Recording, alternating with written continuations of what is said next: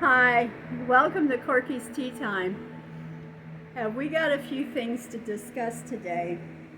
One of them is this heat. Anything made with a glue gun, the flowers are falling off my wreath.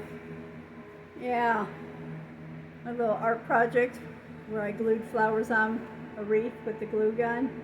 They're falling off. I think this is like what you would call a cabbage rose or something. I don't know. Just really pretty. But the heat is just softening the glue and everything's falling apart. So every once in a while, anything I made with a glue gun, I got to pick it up and glue it on again. And we went to a summer festival and we got our picture taken at one of those old Western photo booths. Here I am, the nice lady with the money bag. It says US Mint on it. I wonder why I want the money bag. This is one of our little grandkids. Yeah, wanted to be, they were offered saloon girl, Mexican gun runner. They said, I want to be a Mexican gun runner. How cute is that? This one here just comes up with all kinds of imaginative things. And there's my husband right up here. And good old ranch hand. Wink, wink. And that was just a whole lot of fun.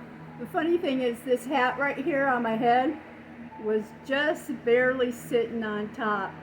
And I looked at the clothes from the wardrobe department. I'm like, I need to bring my sewing machine down here and do some touching up and help them with some haberdashery. Because if you see the hat on my husband's head, it just swallowed over him, the sombrero on her, and that hat just barely sitting on my head. I'm like, I would love to help them mend up some of those costumes, you know. And the dress I was wearing, the lady was tying it on. She goes, well, it says one size fits all. And I said, oh, you believe that? Never believe that. That is not true. It's never true one size fits all. Never. But anyways, we had fun. We had a lot of fun. Ate lots of barbecue pulled pork. What else did we eat? Some ice cream, Dippin' Dots. What else did we eat? A whole lot of stuff. Drank a whole lot of stuff because woo, it was hot out. So, at this summer fest, they had a booth where they did glass blowing, and it was from one of the art museums. And the guy blew a vase, and it was supposed to have a sunburst. You know, so when you held it up to the light, you could see the sunburst.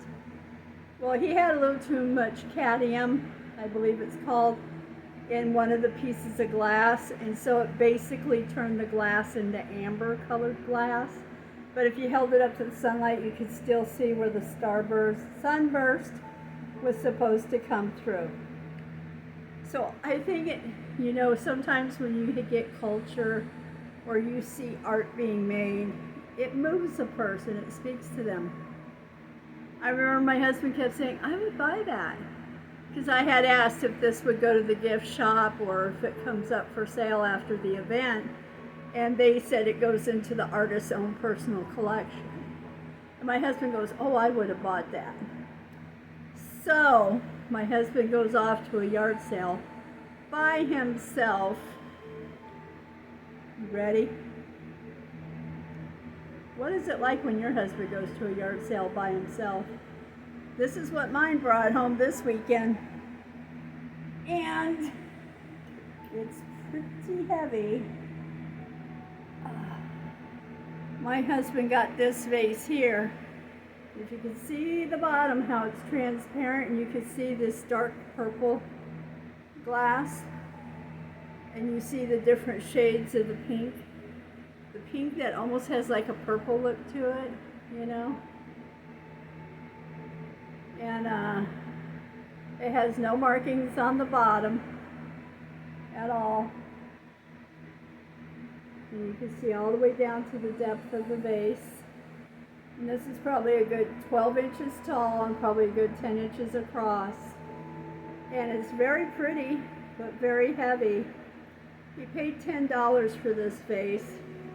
He said the lady had quite a collection. He said she had a red and blue one, but they were too modern looking for him. But he said this one really caught his eye, and he really liked it. And so he picked it up.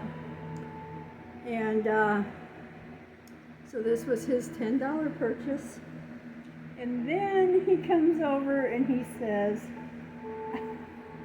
I got you what you were looking for. I was like, okay. Ooh, that's a heavy piece of glass. So I gotta polish that up and find a place for it. So I had told him about one of those hand mixers. The one where the handle goes across the palm and you hang onto it like this and you crank it, you know, in case the power should go out or we have to go off grid for a little bit, you know the way things are. So he says to me, he goes, I got you one.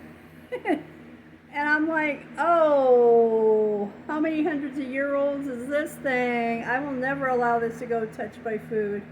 Look at that wooden handle. And it has a coil handle here for turning.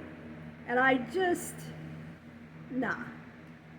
I think this might qualify as a decoration, wall decoration or dust collector, but I'm glad he only paid 50 cents for it because I tell you what, maybe I'll put it in my, what do you call that, bargaining bin or, yeah. But, yep, that's it right there. And I guess you hold it this way. You turn it that way.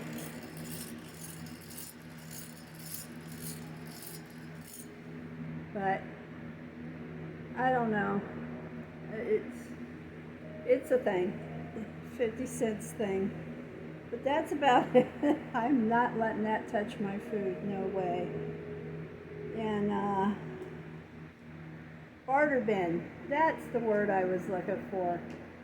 Then tonight, we're going to go see Margaret Chow.